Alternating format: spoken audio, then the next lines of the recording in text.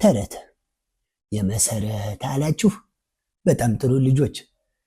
ከዕለታት በአንድ ቀን በአንድ የገጠር መንደር የሚኖሩ ወይዘሮ ማሚቴ የሚባሉ ሴትዮ ነበሩ። ወይዘሮ ማሚቴ ወፍዬ የሚሏት አንድ ትንሽ ልጅ ነበረቻቸው። ከወፌ ጋር አብረው በሰላም በፍቅር ሲኖሩ ሁልጊዜ ዱር ይሄዱና እንጨት ለቅመው ገበያ ወስደው ሸጠው በሚያገኙት ገንዘብ ለእሳቸውና ለወፌ የሚያስፈልጋቸውን ይገዛሉ። እናም ወደ ዱር ሊሄዱ ሲሉ ልጄ እኔ ደርሼ እስክመጣ ድረስ በሩን ለማንም እንዳትከፍች፣ ከከፈትሽ ችግር ይገጥምሻል። ምልሽን ስሚ፣ ትዕዛዜን አክብሪ እያሉ ሁልጊዜ ያስጠነቅቋታል።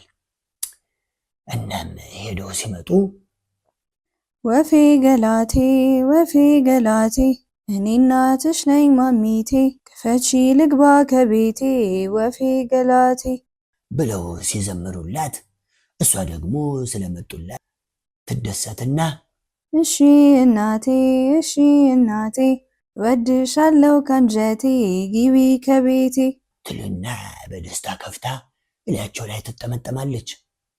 ከዛም የገዙላትን ይሰጧታል። በዚህ ሁኔታ ላይ ያሉ አንድ ቀን እንደተለመደው ወደ ዱር ሊሄዱ ሲሉ ልጄ ምልሽን ስሚ፣ ትዕዛዜን አክብሪ፣ ማንም በሩን ክፈቺ ቢልሽ እንዳከፍቺ አደራ፣ ቶሎ እመልሳለሁ ብለዋት ይሄዳሉ።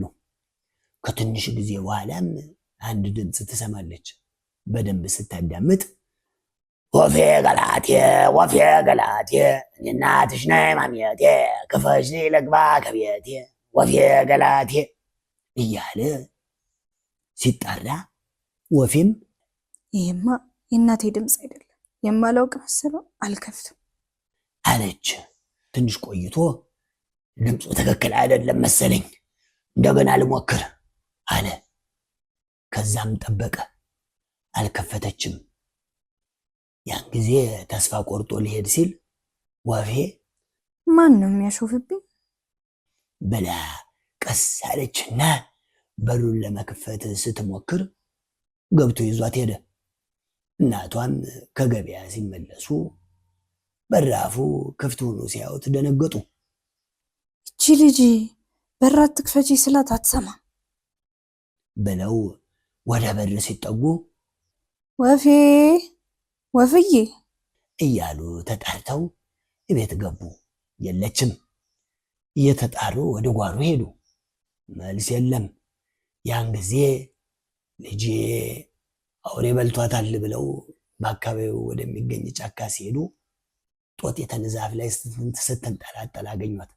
ከዛም እቴ ጦጢት እቴ ጦጢት የገደል አንጋፋ ጸጉረ ገፍጋፋ ልጄን አይተሻል ወይ በማለት ጠየቋት። እሷም አላየሁም አላየሁም፣ ቀድሞም አልሰማሁም፣ እስኪ ወደ አያ ዝንጀሮ ሂጂ አለቻቸው። ዝንጀሮ ጋርም ሄደው አያ ዝንጀር አያ ዝንጀር የገደል አንጋፋ ጸጉረ ገፍጋፋ ልጄን አይተሃል ወይ በማለት ጠየቁት።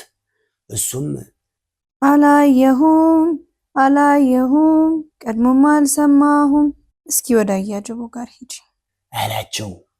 አያጅቦ ጋርም ሄደው አያጅቦ አያጅቦ የገደል አንጋፋ ጸጉረ ገፍጋፋ ልጄን አይተሃል ወይ በማለት ጠየቁት። እሱም አይቻለሁ አይቻለሁ፣ ፀጉሯን መላሎጬ ጥፍሯን ቆራሮጬ በልቻታለሁ ብሎ መለሰላቸው። ያን ጊዜ በጣም አዘኑ። ከዚህ በኋላ ለምን እኖራለሁ?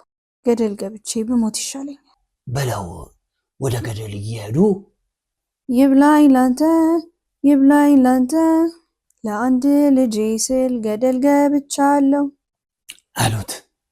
አያጅቦም ግቤልኛ ግቤልኛ፣ ዛሬ ተግቤያለሁ፣ ነገ እበላሻለሁ አላቸው።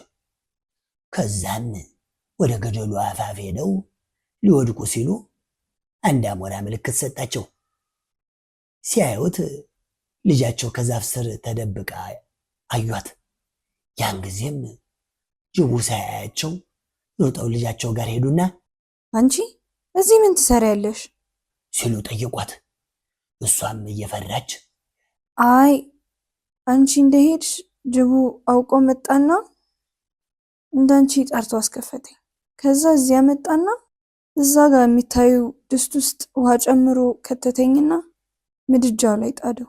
ከዛ ወዴት እንደሄደ አላወቅኩም። በኋላ አሞራው መጣና ቀቅሎ ሊበላሽ ስለሆነ ውጭ ያለኝ። እንዴት ልውጣ ስል ጠየቅኩት። ቆይ ብሎ ድንጋይ መጣና ድስት ውስጥ ቀስ አድርጎ ከተተ። በሱ ላይ ተንጠላጥዬ ወጣ አለቻቸው። ወይዘሮ ማሚቴም አሃ ድስት ውስጥ ከቶ አንቺን ቀቅሎ ሊበላ ነው እዛ እንጨት ሲለቅም ያገኘሁት አሏት። አይ አንቺ የምልሽን ስሚ፣ በር ለማንንም አትክፈች ያልኩሽ አልሰማሽኝ? በይ አሁን ዝም እንዳይመጣ። ትንሽ ቆይቶ ጅቡ እንጨት ይዞ መጣ። ድስቱ ስር ከተተና እሳት አያይዞ እስኪበስል ጋደም ብሎ ይጠባበቅ ጀመረ። ውሃው ሲፈላ ዷ የሚል ድምፅ ሰማ።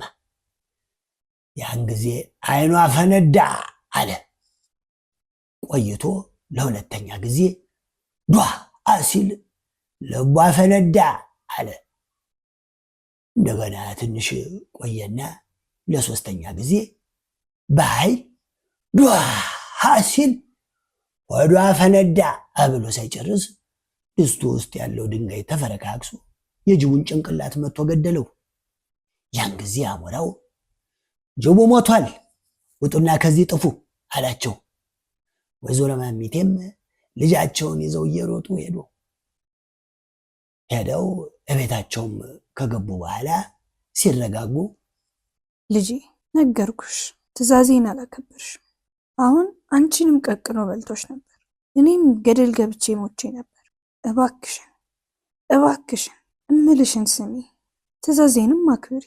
አንቺን አጥቼ መኖር አልችልም ብለው ሲመክሯት እሺ እናቴ ሁለተኛ የለመደኝ አለቻቸው ይባላል። ተረቴን መልሱ፣ አፌን በዳቦ አብሱ። እሺ ልጆች ከዚህ ተረት ምን ተማራችሁ? ወላጆቻችሁ ታላላቆቻችሁ አታድርጉ ተው ካሏችሁ ልታዳምጡ ይገባል።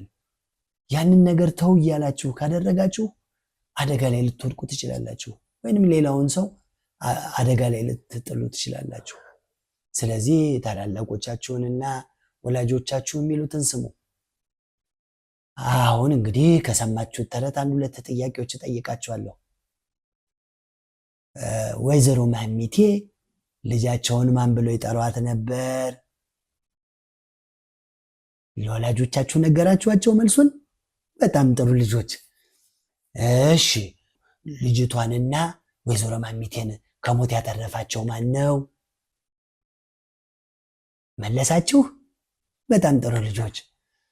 እንግዲህ ይህንን ተረት ለጓደኞቻችሁ እየነገራችሁ ተማማሩበት። በሌላ ተረት እስከምንገናኝ ደህና ሁኑ ልጆች፣ ደህና ሁኑ። አስኳላ ልጆን በቤቶ የሚያስተምሩበት አማራጭ ፊልም። አዳዲስ ፊልሞቻችን እንዲደርሱ ሰብስክራይብ በማድረግ የቻናላችን ቤተሰብ ይሁኑ። ፊልሞቹን ሼር በማድረግ ለወዳጅ ዘመዶ ያጋሩ። አስኳላ አማራጭ የማስተማሪያ ዘዴ